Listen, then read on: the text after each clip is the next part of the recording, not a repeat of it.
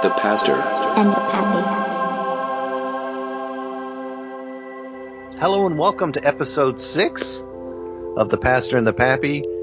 It's titled It's Been a While. Absolutely. That's absolutely. In fact, as I opened up Skype today, because I only use Skype to talk to you, first of all, it had to update, which it does incessantly. Second of all, Skype is always surprised when I want to close it. Skype thinks I should be on Skype all the time, and I try to quit Skype, and it's like, are you sure you want to quit? But thirdly, the last message it got was you missed a call from Kevin on December 7th. Well, today is February 8th, isn't it? So it's been 2 months since we've been together. It has been, what did you say, been a little while or been a long time coming? It's been a while, I think is the title. Okay. I forgot already. Been a little time coming. How about we'll just put them together? Been a little time coming. Been a little time coming sounds good. So our latest episode, our Thanksgiving episode, just got out. Here about a week before Valentine's Day. For some reason, right. I can never say Valentine's Day. I always say Thanksgiving. But it was our Thanksgiving episode. I wish Thanksgiving was a week away, but no, Valentine's Day is. Well, that's because Thanksgiving is a real holiday. Yeah, exactly. Not some Hallmark holiday like Valentine's Day. But, hey, I listened to that show. It had been so long, I forgot what we talked about. So I listened to it as I was mounting a TV in the kids' Sunday school room. We had a tube TV in there, and the insurance guy said that's not safe. It could fall over on one of them. So I mounted a flat screen TV in there, and I listened to our show while I did it. And I was like, I had no idea what was going to happen or what was going to be said. It was really kind of exciting. But, it was a great time listening to it. I felt you contributed so much. And I also wanted to tell you, the weekend before last, I drove up about 2 hours north for our annual men's retreat, and I saw yet another car with a coexist bumper sticker on one side and the Darwin fish on the other. And I tried to get my phone, I was using it for GPS, and I was trying to get a picture of it, and I couldn't do it. But one of these days, that's the third one I've seen. One of these days, I'm going to get a picture of that. Get them both together. Yeah. You understand the confusion you are creating. Yeah, you understand the contradiction inherent in your bumper here. Somebody around the Petaluma area. Petaluma, we know how you are, and we've got our eyes on you. So, how about you, Bud? Besides, the new episode coming out, a couple episodes of, I just listened today to, what was the random episode of Please Stand By, or what did you call that? Freeform episode. Freeform episode, yes. Berg had a terrible cold, and I was extremely sick, even though I sounded better than I thought I did. And a lot of hacking and coughing I did remove. Some I left in. But yeah, and then the Christmas episode is coming up. I'll be finished with that soon. But I took me a nice long break because I've been going through some crap for the past 4 months, actually due to a side effect from a pill that I was taking thinking it improved my life, and it actually caused a great depression. And we can discuss that later on, but that's what I've been doing, is struggling through that and trying to shake it off. Yeah, and, I think we are going to touch on that a little later on. But let me just say up front, they advertise these medicines on TV, and I remember, I believe they started doing that when I was in Bible college. I don't think I'd ever seen like what we see today on TV. Think of all of the pills that are advertised today. We didn't see advertisements like that in the 80s. It was just Tylenol and, Advil. Yeah, exactly. But they list these side effects of some of these pills. Really? And I say, man, I'd rather die, But there was one pill, I can't remember, it was for like restless leg syndrome. And it caused rectal bleeding. Yeah, well, you hear stuff like that. Sometimes they say death. This one said could cause strange sexual urges. And I said, well, I thought that was Viagra. I didn't think that was restless leg syndrome. We got sales and raincoats just going out the door. They've been.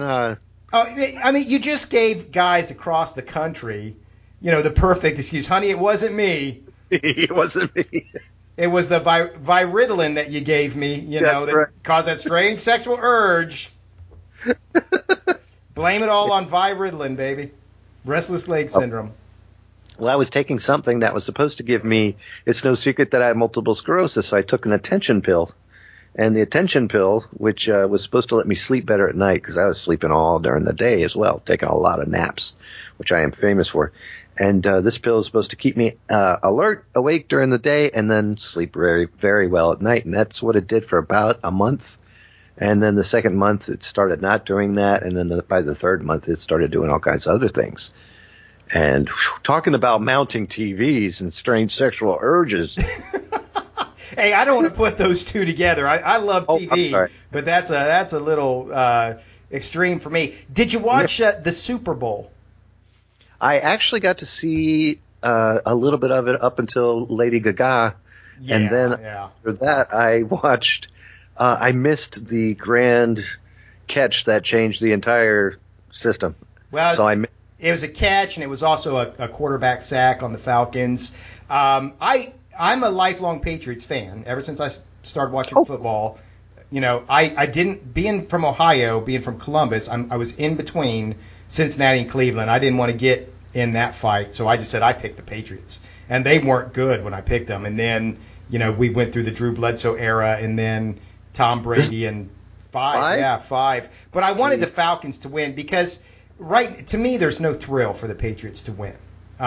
They've done it so many times. I like Matt Ryan. I wanted to see him get it. And one bad drive, man, that's football. One bad drive can cost you. But so did get to eat. We just had one couple over. My wife is still rather sick, and then she and my daughter got the flu. I wanted a big party, but I couldn't do that to her. We did have one couple that are normally missionaries in Africa, so we hardly get to see them, but they came over to our house. And there's a lot of things that in our discussion as we were watching we could mention on this podcast at some later date, because just the way different Christians interpret different things and so forth, some of that came out as we were talking.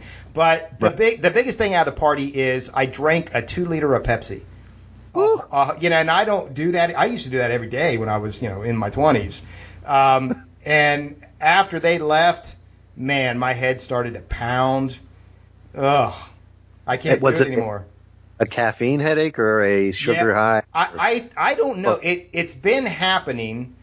It happened a couple years ago where I would start to work. It was like when I began to exert myself, I would feel it moving up my spine until it hit my skull, and then just boom, and it would not go away. I don't get long-term painful headaches, but it would not go away. And so, I didn't go to a doctor or anything, but I said, it's got to be the caffeine. Let's try to change your diet. Cut out Pepsi, and it stopped. So I don't know if it's the caffeine or the sodium or the sugar. I don't know, but it's definitely the Pepsi, because red dye 40 to make the color of the. Really? There is red dye 40 in there to make it. See, that's why they ought to come back with Crystal Pepsi. Get that red dye. Well, I got one bottle of it. There was one bottle that I found, and it just was not around here. And it ought to be back permanently. You don't need the color. But well, Bud, it is good to be back together and talking about holidays and pills and Super Bowls and that sort of thing. But what do you say? They go together. They do kind of go together. What do you say, though? We first of all, should we identify ourselves? I'm not sure we did that this episode. I am, of course, the pastor, and you are. I am a pappy. And if you don't know who we are by episode 6. What are you doing? Get on iTunes, man. Download some episodes. I'm the one, and he's the one with more hair. Yeah. You know what? It's starting. Don't even pretend. I don't know. I'm sitting there in the barber shop, and I'm seeing her work, and I'm like, I don't know how much longer I'm going to have this. But you say it took longer before, right? You got a big. I don't think my hairline went this far back. I don't think so. But this hairline goes all the way down to the middle of my back. Yeah, that's where your hairline has really receded. So, but I am the pastor, and you are the pappy. And once again, I think we're going to do 2 cultural artifacts today. Is that what we're going to do? Yep. Why don't we get started with our first cultural artifact? And now it's time for the cultural artifact. Of course, we're talking about a cultural artifact, which is a current event or incident that connects us in some way with our walks with God. That's right. And the first that we're going to talk about is one we actually meant to talk about a couple of weeks, months ago, right before the Christmas season. We just weren't able to work out a recording. But after we recorded our Thanksgiving episode where we talked about Doctor Strange and the Darwin Fish Coexist bumper sticker and Jesus was a black man, get over it. If you didn't listen to that episode, those were our cultural artifacts. This one was something I'd heard about before, and they did it again this year. The American Atheists Group, which, of course, a group of atheists, non-believers, really, I think you call this group anti-believers because they are taking a shot at the faith. But they put up some billboards for the Christmas season. They've done this for years. I've been aware of it. But these two, I didn't think these were their best ones. But the first one shows a girl and her mother's looking over her shoulder, and her mother's got this like, oh my goodness look on her face, and this girl's texting her friend on her smartphone, and she said, the one friend says, you going to church this Xmas? And the girl says, LOL, no way, I don't believe that stuff anymore. And then her friend says, well, your parents say they'll get over it, and she makes the little face with the P that I guess is a tongue sticking out or something. And then the tagline says, atheism. Let me see. For some reason, atheist Christmas. The more, the merrier. I don't know if you can see this. I'll try to show you. Put it up to the screen. Can you see it? Is it backwards? Nope, I can see it, and it's ridiculous. There's no such thing as an atheist Christmas. Well, we'll get into that. I want to show you this other one. I'm ready. I got my gloves on. You're ready to throw punches before the bell's even rung. Here, this one is obviously a riff on President Trump's campaign. It's red with white letters. It says, Merry Christmas, make Christmas great again, skip church. You know? Is atheism supposed to be a conglomerate of people that want to make fun of other people's religions? Is that what atheism is? Well, that's part of where our discussion needs to go. Let me read you this, though, because they got a quotation from a guy named Nick Fish. And, I always do feel bad when people have a last name that is a food. Like I knew a guy named Pancake. I've known people named Bacon, and I think it's, like Kevin Bacon, right? And I think it's weird when your last name is an edible substance. But so Nick Fish, he's the National Program Director for American Atheists. He says, the only way to remove the stigma, so the stigma of being an atheist, I imagine there's no context for this quotation, so I guess that's what he's saying. The only way to remove the stigma is to show our friends and family that we are the same kind, loving, and compassionate people they've always known us to be. This billboard yeah, I know. This billboard campaign will be a starting point for that conversation in communities where atheists don't always have a voice. So, again, he's positioned himself as the victim. Because and there has been a poll that like atheists are the least trusted people in America. I can't document that poll right now, but I remember reading that like 2 years ago. But so maybe there is legitimately a stigma. But he says there's a stigma, and we want to show our friends and family that we're the same kind, loving, and compassionate people. And we're going to do that by taking shots at the church. Yeah, that's the way to do it. Yeah, so let's just open it. So that's what I found, and that's what we would have discussed if we would have had a Christmas special. I will put a link to this article, by the way, on the website. This will McCoycast.com and Douglas A. McCoy. McCoycast.wordpress.com and DouglasAMcCoy.com for me. And will it be on Zerbinator Land as well? Yes. Actually, had the same text and everything. I'm going to repost on my page as well. So we will have the link to this so you can look at it yourself. But first, Kevin, let me get what's your thoughts on the whole, not just the atheism movement itself, but specifically we're going to put out these billboards at Christmas. If I was an atheist, let me think. If I was an atheist, first of all, I'd keep my mouth just shut. I mean, there's nothing I believed in. So there's really no... Almost the fact that you're complaining and bickering about making Christmas great again or taking stabs at any other religions is basically proof that you want to believe in something and you just don't because you're like, nah, I don't want to. Well, don't. Just keep your mouth, be quiet. Shush. There's no reason for you to be barking if you don't want to be a dog. I don't know what that meant, but you know what I mean? No, that makes perfect sense. You are drawing it because unlike race, religion is not obvious. And in our increasingly secular world where people, usually the only time people in our world use the name of God is when they're cursing, nobody's going to know you're an atheist, and few people are going to care. So even if there is a stigma to it, you're largely bringing some of that on yourself. So I don't know that you're the victim that your Mr. Fish is claiming to be here. Right. And to make that's a lot of wasted money on a bulletin board. Not a bulletin board, excuse me, billboard. Billboard, yeah. Totally different. Bulletin boards are what we have in church. Yeah, billboards are what the atheists have. Or you could have a bulletin billboard which just holds much bigger pins. It'd be hard to get up there without a ladder, though. That'd be true. I was thinking about something, too. You were talking about people with last names that are foods. It's really good that McDonald's didn't put out a koi sandwich. A McCoy? Yeah. Well, that's kind of their fish sandwich, right? There's probably several kois in that. Yeah. So. All right, sorry. Son of fire is what koi means, sir.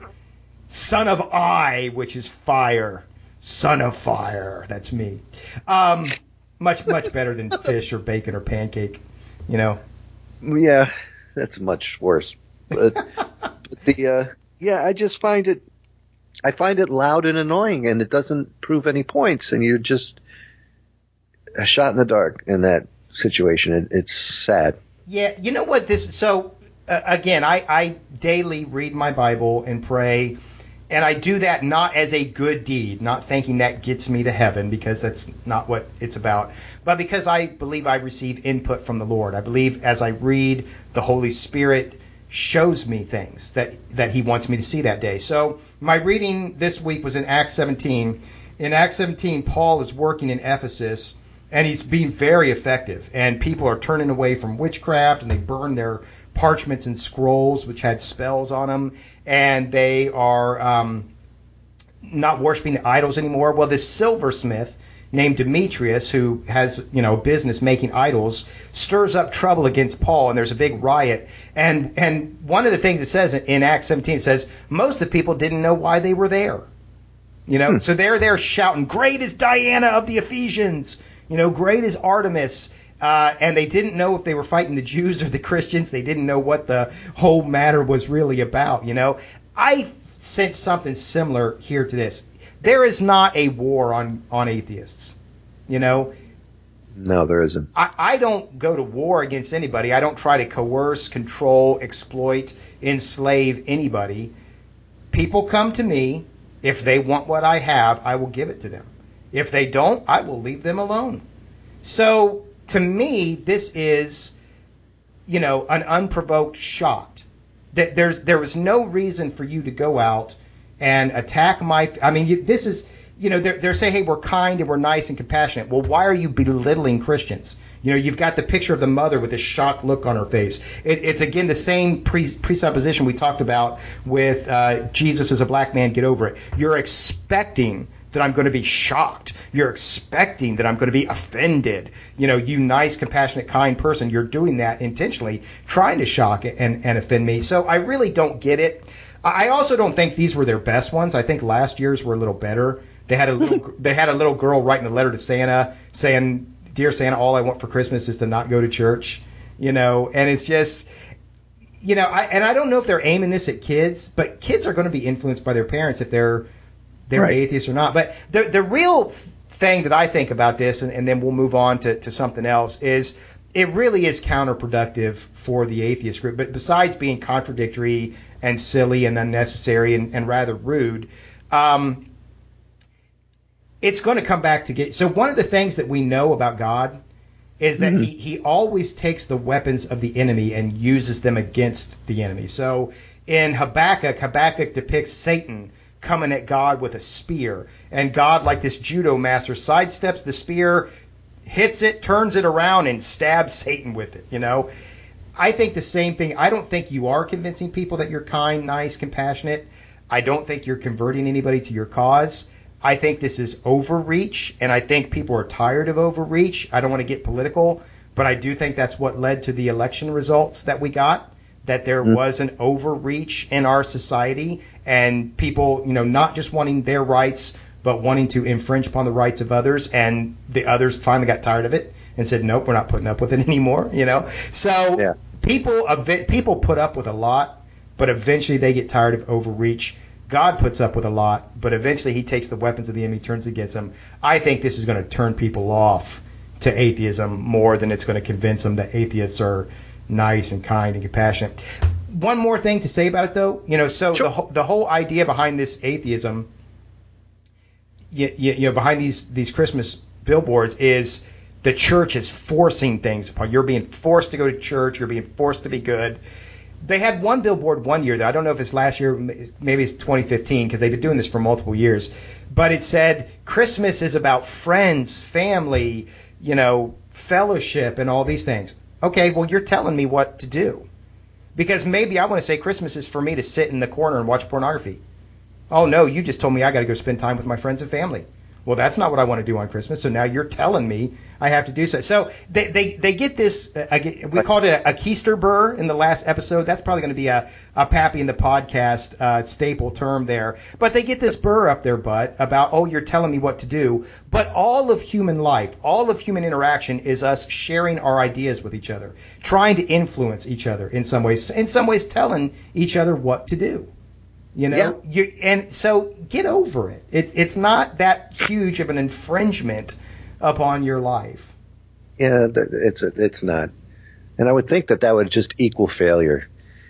That kind of mindset just basically leads to failure because you didn't try at all, and it leads to just the which seven deadly sloth. That would just lead to the sloth attitude of any chance of any type of hopeful salvation in anything. Even if you're what is the other one, agnostic? Yeah. Where you admit that there's something there, but you're not quite sure yet, so you're kind of in pause mode. At least that's what I think agnostic is. That's pretty close, isn't it? Yeah, an agnostic says some agnostic, I mean, again, there's so many different flavors, but some say we don't know enough, some say we can't know enough. So they're not your hardcore anti-religious atheists, right. But they don't believe or don't think there's a God. It's really tough when you have when you're an agnostic and you have insomnia and dyslexia. Have you ever heard about the agnostic insomniac dyslexic? You never heard? Oh, he stayed up all night wondering if there really is a dog. Oh, poor guy. That's one of my favorite jokes, man. But hey, I had before back in 2031. So Ferg gave me it's Ferg, right? Not Ferb. What's Ferg? Oh, Phineas and Ferb. Yeah. Ferg. Yes, Ferg gave me a new favorite joke with his knock knock joke on the which one? Knock knock.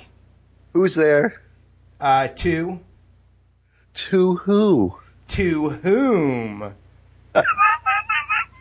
That's my new favorite knock knock joke. My favorite still because it's just the way I grew up, and I'm sorry. Knock knock. Who's there? Pile up. Pile up who? Oh my goodness! Oh, you got me. That's gross. All right. I like the interrupting cow one too. I think that's pretty funny. My favorite as a kid was the orange. You're glad I didn't say banana, or is it banana? Orange, you're glad I didn't say banana. Right. Yeah. So, you're right. Either way, it's funny. So, well, let's move on. I wanted to toss that out, but you had another cultural artifact you wanted us to discuss that I think's got some value. So why don't we move on to our other cultural artifact of the day? This cultural artifact has to do with depression and how I personally handled it, walking with God, and a couple of times became quite atheistic because of how depressed I was, and I thought this would be a good topic to discuss. Well, even if you turned atheistic, Kevin, you would still be nice, kind, and compassionate. I'm sure I would. Until you started putting up billboards. Well, it was actually billboards, but I put up a bulletin board first. Okay. Just because I like to start out small. No, I just the mood. The best way I define the mood that I had been in for the last, and I'll say about 4 months, but roughly 2 months. Not roughly. Thickly depressed the last 2 months, and still kind of shaking it off a little bit. It's sort of like I had the common sense to know that it was nothing permanent. hopefully, and it was a side effect from the medicine I was taking, but there was still this gnat in my face going, "You're worthless, you suck, nobody loves you," those kind of things were going on. And I can understand people going through that kind of thing even without. I've been through depression without any medical side effect before, a long time ago, and it felt like that again. And the reason I want to bring it up, there was two things that actually helped me, and it was listening to Ferg's, who is my co-host on Please Stand By. Ferg's sultry voice in our past episodes actually helped quite a bit, but a lot of prayer and actually watching the service again on my handheld, hoping and praying. But there was also days where I just said, forget everything, it's not working, and I'm not getting what I deserve, which is to feel better, which is a dumb way to think, because I don't deserve squat for nothing. I've been given, a roof over my head. I've been given this beautiful place to live with a lake right there where I can go fishing, beautiful wife, beautiful grandkids, beautiful everything, great friends like you, full the hair Scotsman. And I did keep, every once in a while touching base with you and saying, hey, bud, the show's not important. I'm checking in on you. How you doing? But, when you're in the grips of those things, I spend a lot of my time trying to reach people that are and we call them that are in those battles. Big battle. And, it really is difficult, even to touch, like I was trying to touch base with you, trying to let you know I love you, I care about you, you mean something to me. If we never record another show, that's not important. What's important is your health. But you're still, that gnat, as you call it, is still buzzing away at you, huh? Not as bad as it was. It's 95% better, but there's still that little tiny grain in there, and it's like a cynical, like if you come back, I swear I'll smack you down, that kind of thing going on, like almost like you're geared up to exercise more, or you don't want to deal with that anymore, which is, I think, it's a good thing actually, but it's more of a protective awareness kind of thing. Yeah. Can I ask you that little? Okay, because again, we're getting into areas that I'm not educated in, super experienced in, and I don't even think my mind works correctly in these, and we'll talk about that in a minute. But do you think that what you say, that I still have a little bit of that, do you think that's abnormal, or do you think it's normal? Because you asked me before we start, have you ever been depressed? Well, I don't know that I've been clinically depressed. I may have been, and just in my Scottish, pull yourself up by your bootstraps nature, just powered through it. But drank it all, didn't you? Oh, let me tell you. I was going to tell you about the Jim Beam apple flavored whiskey I got. That stuff is terrible. And even though I'm a Scotsman, I only use whiskey for medicinal purposes. I call it my Scottish medicine. But we have been sick over the past week, and I got this Jim Beam apple flavor, and it is like drinking a liquored up Jolly Rancher. It is terrible, terrible. But it seems to me that there, some of those things, everybody I think feels unloved. Everybody feels unappreciated. For you, you're saying there was a much more extreme. It was much more extreme. The thing is like having emotions that conflict with how you feel. So it was like optimistic. I'm feeling fine. I'm feeling happy, and at the same time, there's this. Almost like you're standing too close to the microwave, right. Buzzing in your head that I just snorted. Sorry, guys. That's anyone listening? And it was worse than it is like at the present moment, but it was really loud and it was annoying, and it was just a very negative emotion / feeling, and it was almost a taunting feeling. And what got me through it was friends, family, and friends. I'm talking about you. Ferg has been through this himself for quite a while, and he's been fighting it non-medicinally, which I highly praise him for. And it's something that people, I guess, go through, and I've been lucky enough to finally get over it with the help and hope that I've received from God from doing a whole bunch of praying and asking to get me out of the mess, and it really, really has helped. So the big question is, did you listen to the First Christian Church sermon podcast. My podcast.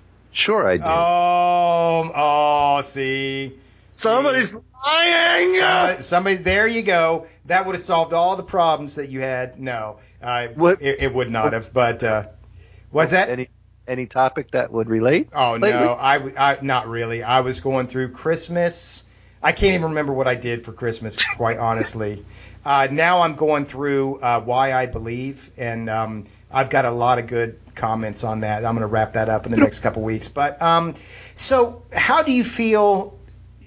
Well, let me lay my cards on the table, because this is something that's historically difficult for me. The church I was raised in said there is no such thing as mental illness. You're just weak or sinful, and you need to get over it. And that was my parent. So my parents didn't want to hear when I was a teen, hey, I'm feeling depressed. Nope. We'll kick you in the butt, and that'll take care of that, And they're still that way today. I have begun to change, as I have experienced things in ministry, and I begin to think, no, there is legitimate, even if, some people claim this too often or too easily, there is legitimate mental difficulties that people are having.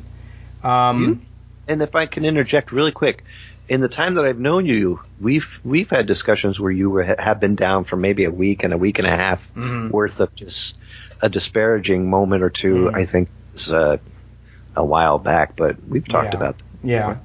Yeah, it's when you're creative like me. I mean, in my mind right now, I have a lifetime of novels that I could write. I know they'll never get done. I know I'm going to die with children inside of me that never got to see the light of day. And so, I don't want to go.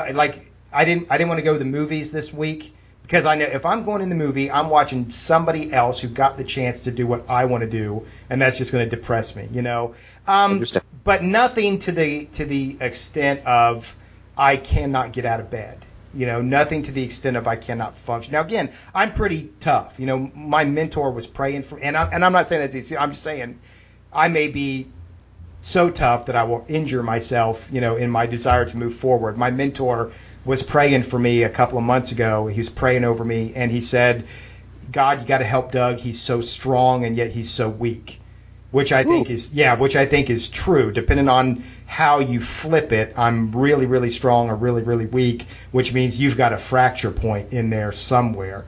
You twist those two against each other, and something's going to break. But I don't know that I've ever been in full-out clinical depression, but you were, and I'm to the place now where, unlike my parents, I'm going to say, yep, I think that's a real thing. I think you really needed some assistance with that. What's your take on that? Same thing. What you said about not wanting to get out of bed, there was a couple of days like that.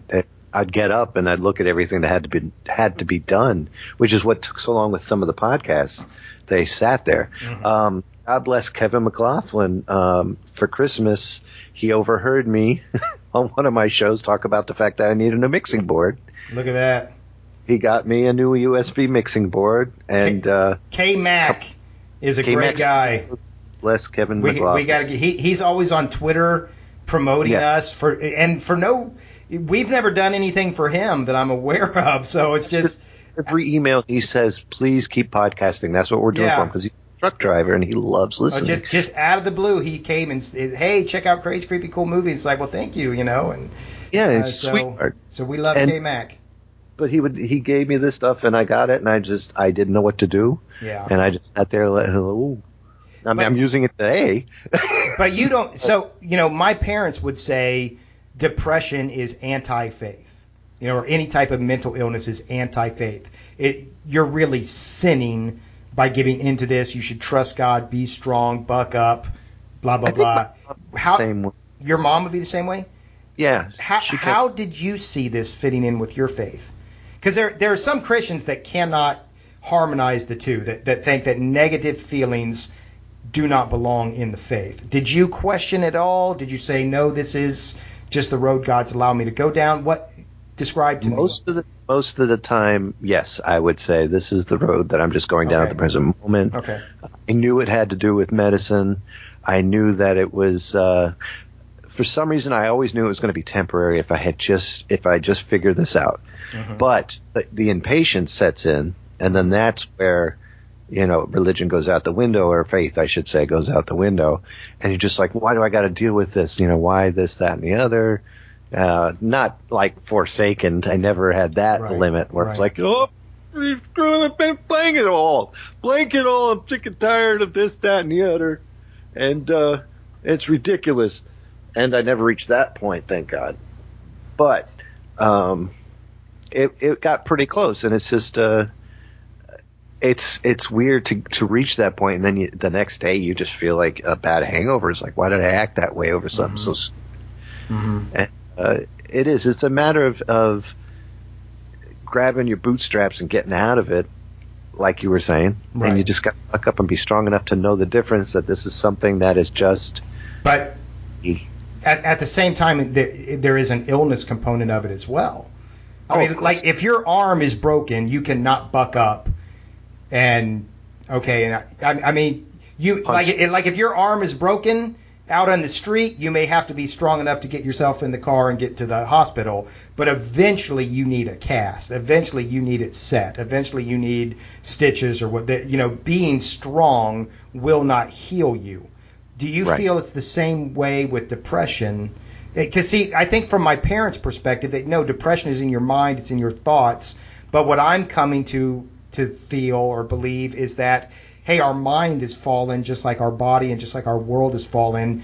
And our mind is susceptible to injury just like our body is. And so there really isn't just buck up when your mind is injured. You may need some, and that doesn't mean it doesn't mean God's not in the process. Right. We're not saying anything against the faith. And I'm not trying to convince you of anything. I'm just honestly trying to get your thoughts, your feelings out of you and see where you were. How did you interpret it along those lines? I think the best way to explain how I interpreted it was the fact that it was basically a fog that I would make it out of eventually. Okay. That's the best way I could put it. And it's just, but the impatience was the hardest part. Right.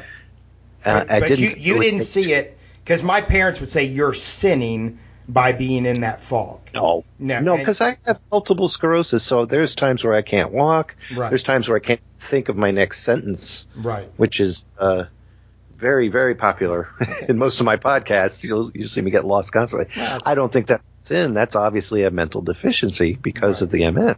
Right. That's a disease, and that's not moral or immoral. It's just amoral. No, at all. That's just the way the cookie crumbles. The same with this mental fog that comes on you. Neither moral nor amoral. Or immoral. It just is. It just happened. So you did need medication. I mean, is that right? Or you needed a change, and the medication made it worse. Drop one. Yeah. I was taking a pill that would make me stronger. It worked for a while. It was doing wonderful. And then after a certain point, which they said could happen, it would just not do anything for you. And then if you kept taking it, you would end up, going through what I did. But I thought that since, I wasn't going to reach the point that I did, I thought for sure that it would come back, all the, the alertness during the day. I was hoping it would, because it was helping so much. And I guess I just wanted it to keep helping, and it didn't. Okay. So that medication was designed to help you with the MS. Right. But in reality, it ended up depressing you. Right. Okay. Exactly. Once you got off of it, you did feel better. Yes, I did. Right now, I feel a million times better. Well, from that, then, I mean, I just wanted to go a little of my experience, where my experience was these things are all just in your head, and you ought to grow up and get over them. And I've come to see with people struggling with these things that that's not really the correct interpretation. You were already there. You did get out of it, but I think the way that you got out of it kind of brings us to our spiritual application, correct? Yes, it does. And now it's time for the spiritual application.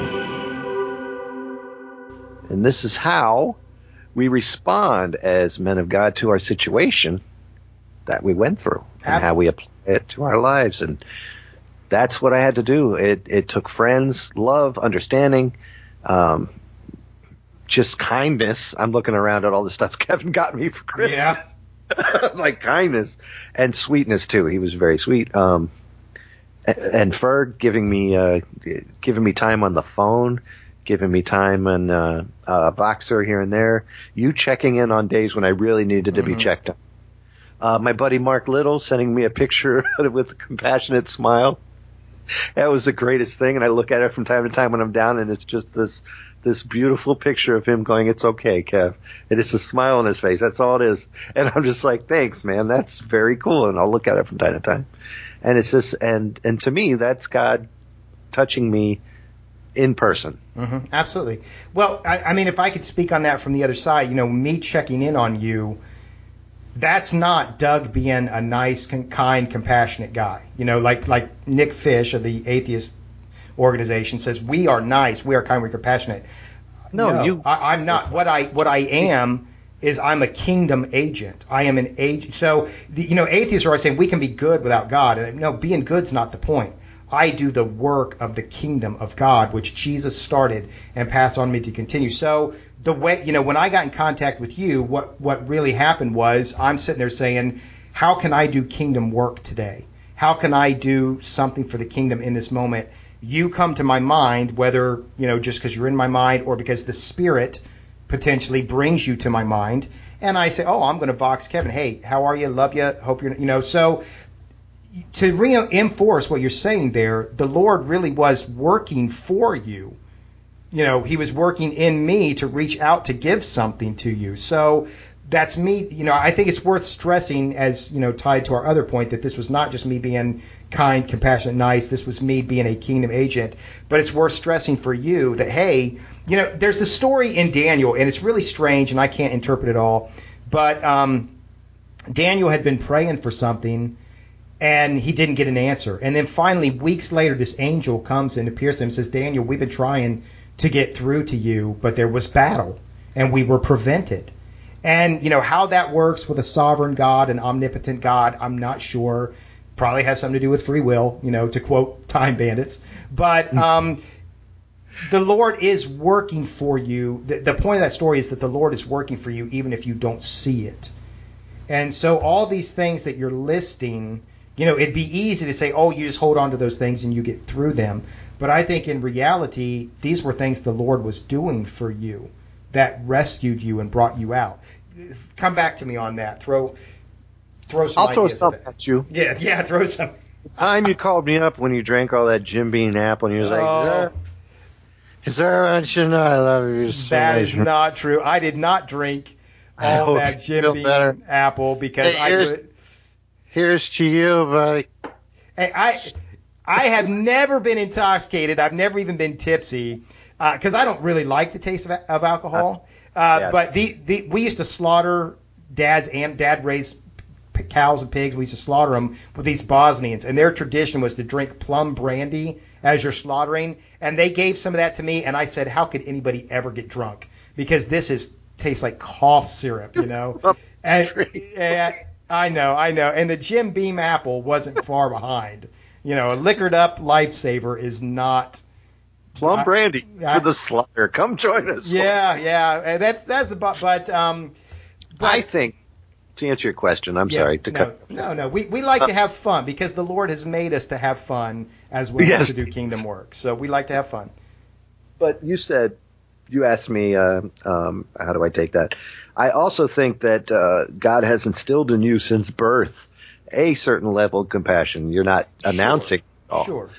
This is who you are, and you and I have known each other. Gosh, we're working on 5 years. Mm-hmm, yeah. I think about 5 years. As long as I've been podcasting, if you can look up the first episode of Found Footage Films, which doesn't exist anymore because I deleted it off the internet, but that was when we first got together. You listened to the first episode and you contacted me and said, "Here's how you can make some things better." That's right. Yeah. Levelator, baby. Levelator, baby. But yeah, and it's just that to me, that's a natural part of you as well. It's just that your compassion. It is, but it is much more than what the atheists are calling themselves. Yeah, because don't confuse that at all. Yeah. I do believe God made me compassionate. I mean, people have told me you have a level of compassion about you, but people who are saying we can be good without God, they're just good for goodness sake. Well, what good is that? And not much, in my opinion. The things I do not just because I think they're good. When I do something for you, I do it in the name of Jesus, which is different than doing it in the name of my own goodness. To show, it is because, it's not only that I naturally want to check up on you, but it's that in the name of Jesus, I come and I do something for you. And that's how Jesus said, if you give a cup of water to somebody, which, what's the least you could do? A cup of water. You do the least you can do. You do it in my name. That's how you do the work of the kingdom. So that's, when I reached out to you, it was not just me being compassionate, even though it was partly that, but it was even more, this is in the name of Jesus, I'm reaching out to you. And so, that's just a fine point on a sub-idea here, but the main idea is these things did get you through? Describe some of your healing. It told me, this is what you came from. Here you are now.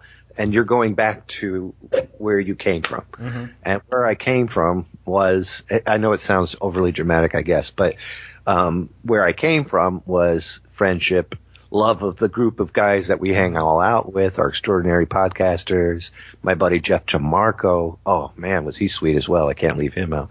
And just friends at work and everything being so understanding and so patient. And buddy Phil always checking in at me at work. How you doing this week, buddy? And that always told me that they noticed that there's something so different. Yeah. And I'd need to go back to who I was. Well, it was easy to notice when we normally have 3 podcasts a week on Zerbinator Land, and I'm like, wait a minute, where's Zerbinator at? What's going on? That'll happen, I guess, from time to time. But yeah, but yes. So that always taught me that, told me that I could always go back to where I was. Okay. And hey, how you doing? I'm glad to be back. So do you see that as God healing you? So let me give you, we see Jesus miraculously healing people in the Gospels, but I think God heals us in other ways. 2 years ago, I don't know if you remember, but I did something to my body when I was running. And I thought I pulled my groin, and it was hurting, all the way down into my male anatomy, which enough said. But I couldn't Wait, go run. back on that? No. I couldn't run, and I was very frustrated. And again, one time, I kept praying to be healed, and I was laying on the couch, and I said, God, come on. How many times do I got to ask? And seriously, dude, in my mind, I heard hip flexor. I just heard that term, hip flexor, which I did know from an exercise routine I used to do, but that's the only other place I'd ever heard that word. I just heard the word in my head, hip flexor. Well, it's a Saturday afternoon. I get on YouTube. First video I see is a chiropractor saying, is your hip flexor out of joint? Here's how to fix it. And he did a very simple exercise. You put a dumbbell on your hip flexor and lift your leg. And I did that and pop. Wow. I believe, now this is what I believe. I can't prove it one way or the other, but this is what I believe. I believe the Lord healed me. I believe that was the Spirit that gave me information I needed, put me on the right direction to get the healing that I needed. So that's one way God can heal you, besides just touching you and making your troubles vanish. Do you see, me reaching out to you, Jeff, Ferg? It's Ferg. I love you, Ferg. I know who you are. Call him. That's what my granddaughter calls him. What, Fern? Pern? Okay, Pern. All these things, even if they don't seem overtly spiritual, are from God and are God's way of healing you. Did you see it that way? I saw it exactly that way, especially when I reached a point where it was coming on, and there must have been a good 3-week period where I was severely depressed and never thought that it could have been the pill. Mm-hmm. Never thought it could be the pill. And one morning I'm going through my pills, and sort of in the same fashion with you and the Thigh Master. I'm kidding. Yeah. It was not the Thigh Master. It was Abs of Steel, sir. Specifically, it was Abs of Steel 2, and I used to be able to do the expert routine. Well, I went to this very pill bottle, and I opened it up, and the biggest pill in there is the one that was causing the issue. And I looked at it, and I said, I bet you I just shouldn't be taking that anymore. Mm-hmm.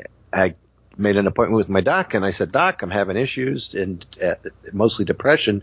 Do you think this could be causing it? She's, oh yeah, if it's not doing anything for you like I told you it would, you should have stopped that a while ago. I was like, ooh, how do I wean off it? She goes, just stop taking it. It's not narcotic, it's not this, it's not that. And I'm like, wow, what a sucky side effect. Yeah, no doubt. For a non-narcotic med. And she's like, yeah, it's pretty powerful. So I was like, okay. Excellent. Gave it up. Here I am. But again, in my Jim Beam. what are you drinking? That's not Jim Beam. I hope not. I can't tell you what this is because Ferg will kill me. I bought a new. Is it pumpkin spice coffee? It's pumpkin spice cream, baby. Ferg does not know what he's missing. Ferg's taste buds do not work right. There's something wrong. How can a guy who doesn't like pumpkin spice and Tootsie Rolls be a baker? That's not right. It's not right. But pumpkin spice cookies. How does it make you feel then? Because I think we're both agreeing the Lord was in this. Definitely. And how does it make you feel to say, hey, the Lord has reached out to me and healed me? And more than feel, I mean, what does that say to you spiritually, theologically, practically in your life? It's more of a feeling of just pure comfort and graciousness and thankful. Thankful is such a big word. I've always thought is the only way that I could ever express any ounce of any happiness I've ever received. Well, think about when every time God talks to the Israelites, like in Exodus, Numbers, Leviticus, etc. He's like, I'm the God who brought you out of Egypt. And we look at that, we're like, what, is God bragging or something? What's he doing? Maybe the reason, I mean, these are just things that are coming to me as we're discussing, because I'm not an expert in this area, and when you said you wanted to talk about this, I was like, man, what am I going to say? But he's repeatedly establishing, this is what I did for you, and I don't think he's doing that to aggrandize himself. I think he's doing that to say, look what I've done for you, and look at what that means for today. That means you're valuable to me. If I did this for you yesterday, what am I going to do for you tomorrow? So maybe there's a sense that the Lord is pulling you into deeper trust. Not just that the thankfulness is right and good and absolutely a proper response, but even beyond that, I'm pulling you, God is saying, into deeper trust, deeper faith, deeper confidence in your situation, your position with me, that I love you and you're my son, and that's not going to change, and it's going to be all right. Right. Does that sound to you like maybe what's bouncing around in your mind and your soul? Definitely, it's a part of it. And Excellent. What you were saying earlier about the grandiose aggrandizing, yeah. Aggrandizing. In PAP terms, layman terms, because you're the pastor and I'm the Louis C.K., one of my favorite comedians. I know he's very... Yeah. If you've ever seen this skit part, which I love, he talks about if God came down and visited us, and we were like, hey, how you doing? And we're like, he's like, why are people starving? And he goes, yeah, there isn't enough food. And he goes, what are you talking about? I gave you ground, I gave you this, and why are you wearing shoes? Why are you wearing shoes? And he's like, I made the ground soft so you could walk on it. And so, yeah, but these are pugs. What do they call them? Thugs? Mugs? Uggs, yeah. Uggs boots it, yeah. We're on sale. On sale? Why are you buying things? You didn't need to buy. I gave you things. There's skins, and there's hides, and there's grass, and there's wheat. You could have made something out of the... Yeah. You smoke that? That's for that. Oh, he says, you can eat what comes out of the ground. He says, yeah, but I'm gluten free. Gluten free? What is that? Lactose intolerant? What is that? Dude, he's right on. He's dead on. I mean, you think about how God originally set up the economy of Israel. You have land, do not sell your land. You never get separated from your land. Well, when you have land, think of what you have. You got a place to stay. Nobody can kick you off, right? Even if you're living in a cave or a tent on your property, nobody can kick you off. You got food because you can grow it. You've got clothes because you can raise animals like sheep that give you wool.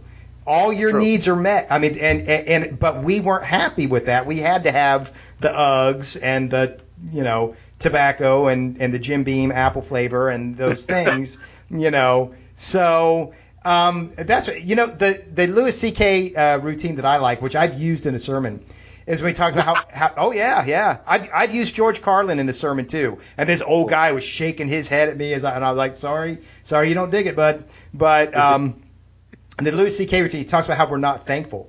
He's like we got on an airplane and it was the first flight where they had internet access, and it didn't 10 minutes into the flight didn't work, and this guy next to me goes, figures.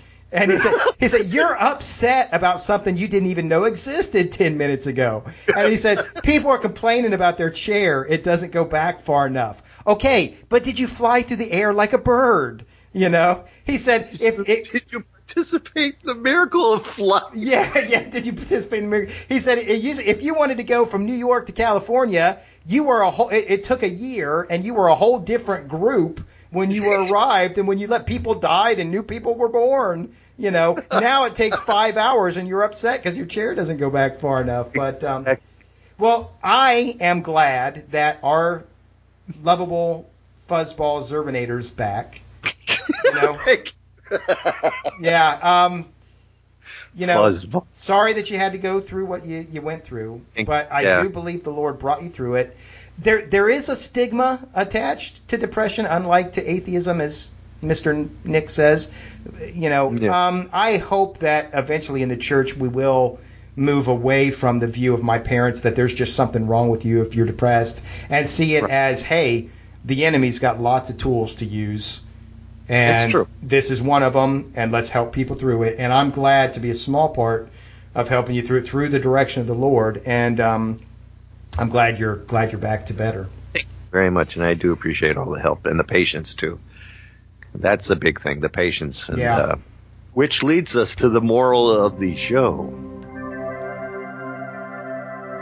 And now, the moral of the show. And the bottom line is, especially for me, it's patience, which I did lose a couple of times. But good things come to those who wait. That's definitely. I've asked for things in the past, and Shelley and I prayed to come up here. When we became grandparents, we got on our knees and prayed in a crap apartment, Beacon Tree Lake Drive in Western Virginia. It was actually quite a nice apartment. I shouldn't say like we were living in the hood, but we got it because the kids were getting born, and we're like, we want to be up here with the family. And we prayed and prayed and prayed, and then Shelley got a job, took off. I came up here, and here we are. And I'm on year, now 4? Year number 4 coming up, and it's just great. Really? There by the lake, it's year number 4? Really? Lake, it's only year number 3. Okay. Married in for a year. Yeah. I'm at year number 3. Great landlords. God, I love them. Well, that patience is hard. It reminds me of a joke that my friend told me in high school, the difference between stop and slow down. This guy, he does what my civics teacher in high school called a McCoy stop. I don't know who he named that after, but he called it a McCoy stop. But where you don't really stop at the stop sign, you just kind of slow down and then keep going. Well, the cop pulls this guy over, and the cop says, "Why did you not stop the stop sign?" The guy says, "I slowed down." So the cop pulls out his billy club, starts whacking the guy on the head, and he says, "Now, do you want me to stop or do you want me to slow down?" Right? And sometimes it's that way, I mean, one thing that I have discovered in my life of faith is that nothing happens quickly.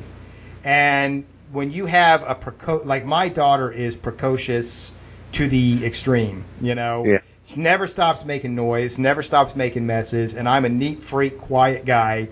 6 years old now or 5? Almost 6 in a week and a half, 6. And, I have to be patient with that. My wife and her illness, how many times have I prayed, God, please take this away? You know, and it hasn't happened. Is that because God's not all powerful? No. Is that because God's not all good? No. It's just because these are the stories God tells with us. You watch a movie and it's resolved in 2 hours.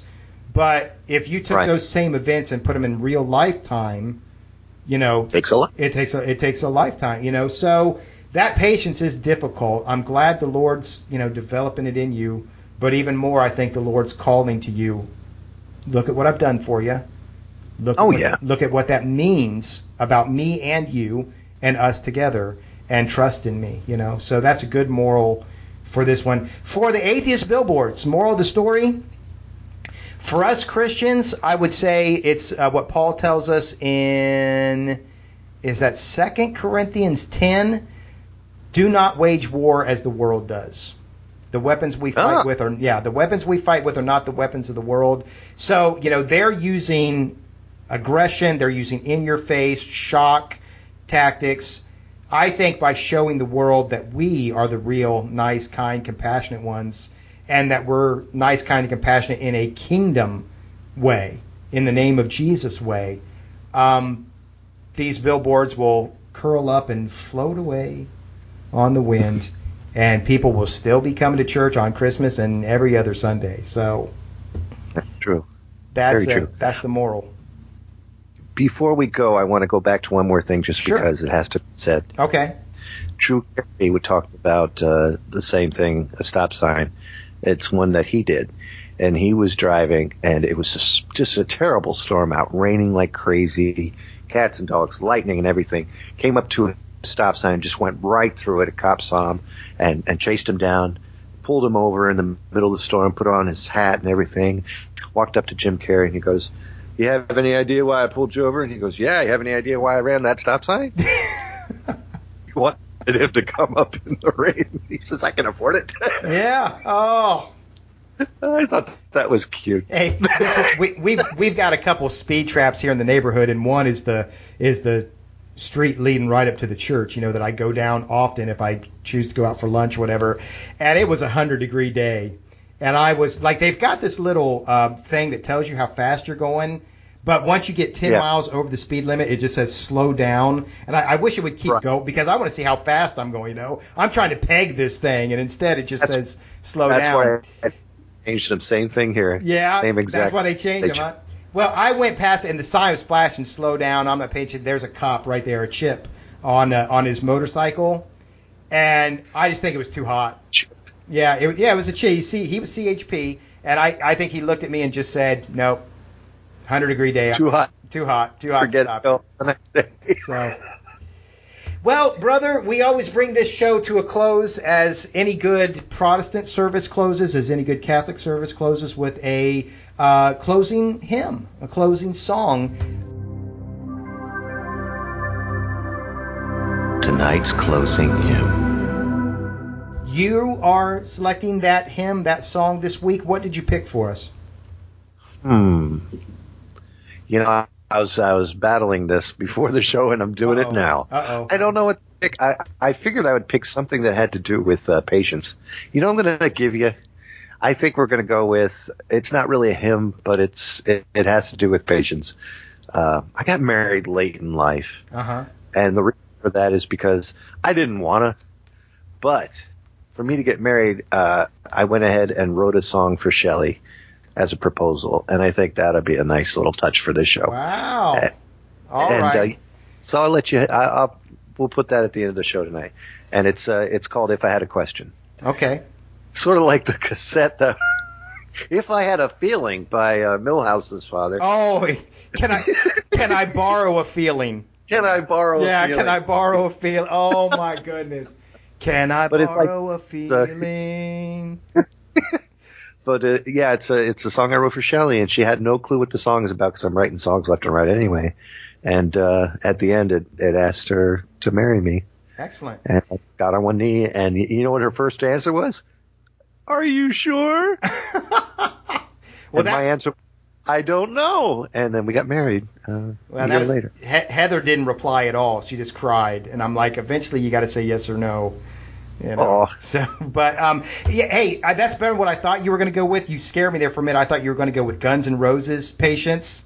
All we need is just a little patience. So that wouldn't be a good ending to our service here. I think an original song that you wrote is much better. So we're going to close out with that, and we look forward to seeing folks again on another episode of The Pastor and the Pappy.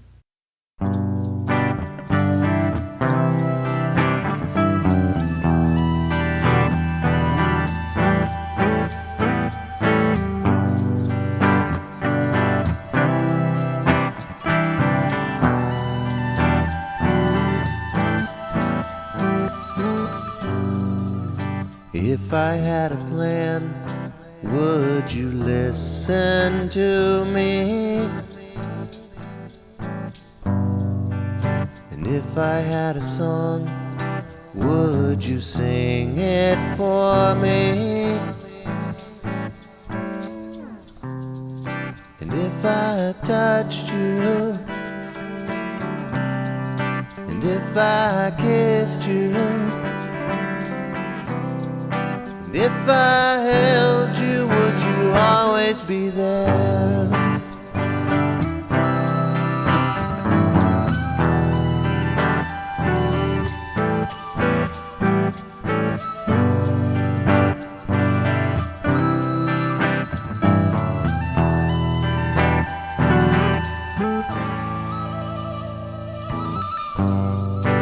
If I left, would you still wait up for me?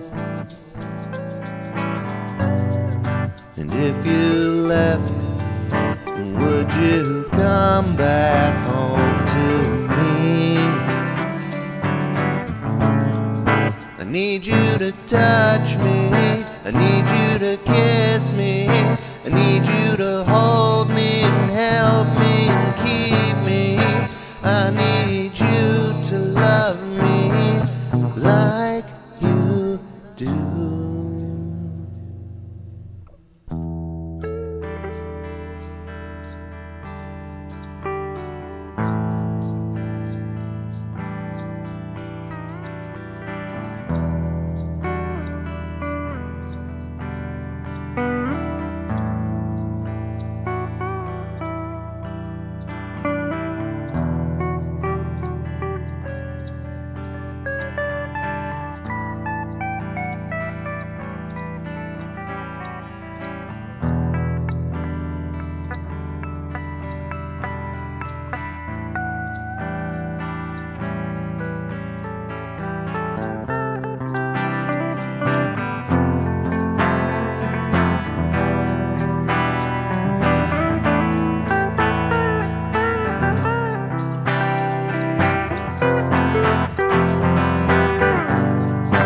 If I had a question, would you answer it for me? And if I had a ring, would you wear it for me?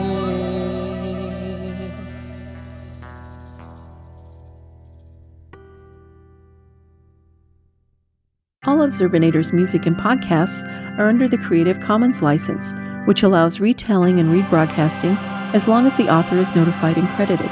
For more great escape pods, please visit www.zerbinator.wordpress.com. If you would like to contact Zerbinatorland, you can send an email to instrumentally@gmail.com or give us a call at 571-408-ZERB or 9372.